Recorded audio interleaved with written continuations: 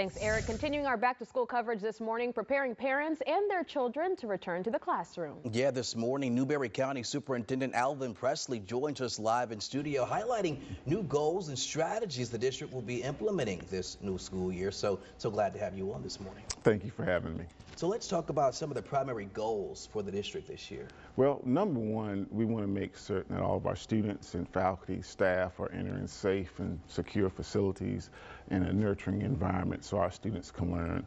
And the second priority, of course, is educational excellence for every child every day. We will focus on improving academic achievement across all of our schools. Absolutely. And talking about that nurturing environment, that new cell phone ban that was just put into place across the state, I know districts don't have to implement it till the start of next year, but how is Newberry going to start implementing some of those policies? We revamped our cell phone policy last year to make it uniform across all of our secondary schools because that's where we were finding most of our incidents taking place.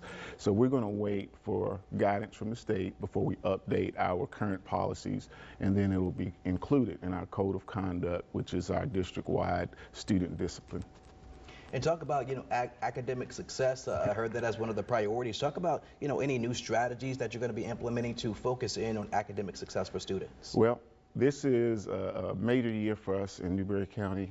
The last 2 years, we've been working on our instructional framework and our instructional delivery model. And this is the year it is 100% full implementation. So this is tier 1 instruction for all students, making certain that they get the highest level of instruction every day that they enter our classrooms. Absolutely. Mr. Presley, we know teacher shortages, faculty shortages have been impacting school districts across the country, not even just here in South Carolina. So yes. Talk about how you guys are going to try to hone in on that problem. Well, I'm going to say this. Starting this school year, we have every single classroom vacancy filled. I attribute that to teacher voice, figuring out ways to communicate with our teachers so they can let us know what their concerns are so we can address those concerns in a timely manner. We've also partnered with SC Teacher.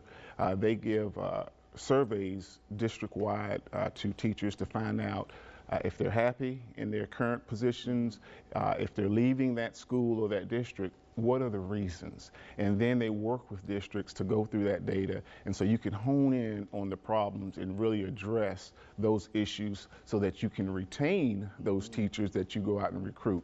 But I have to commend my school level leadership, my principals and assistant principals.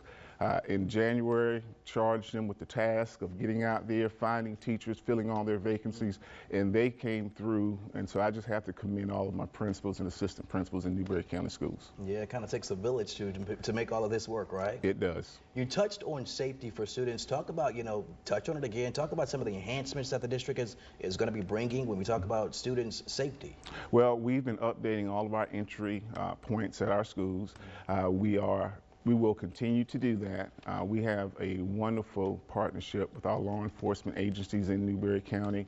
The Sheriff Department for Newberry County, under the leadership of Foster, yes, Sheriff Foster. All of our SROs in our schools come from Newberry County police officers. Absolutely. We were talking earlier in the show, Mr. Presley, about attendance with students and how that has declined post-pandemic. Talk about that mental health aspect when it comes to children coming to school, feeling comfortable, feeling like they have that confidant in teachers, counselors. What are you guys doing to implement mental health practices? Mental health, we have adopted a state model. It's called BTAM. It's Behavior, Threat, Assessment, and Management. It really lets us update how we respond when we have students as well as adults that are experiencing crisis. We also have partnered with law enforcement, not just in Newberry County, but the city and also Prosperity. We have Handle with Care. So if a student experiences anything traumatic outside of school, we will get an email. And that lets us know something happened. We might not have all of the details, but something has happened with that child, and we need to pay extra close attention to that child to make certain that we are nurturing them and they can be as successful as possible.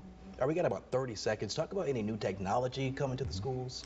Well, our goal will come through our instructional department. We will work with teachers on providing professional development on how they can use the current technology to enhance the learning experience for our students. Absolutely. Superintendent Presley, thank you so much for joining us this morning. I know you are excited to kick off the school year in Newberry, and the kids are too, Yes, right? we are. Today is the first day for our teachers, and I just want to say welcome back to all of our teachers, and we're looking forward to welcoming our students next Wednesday as well. Absolutely.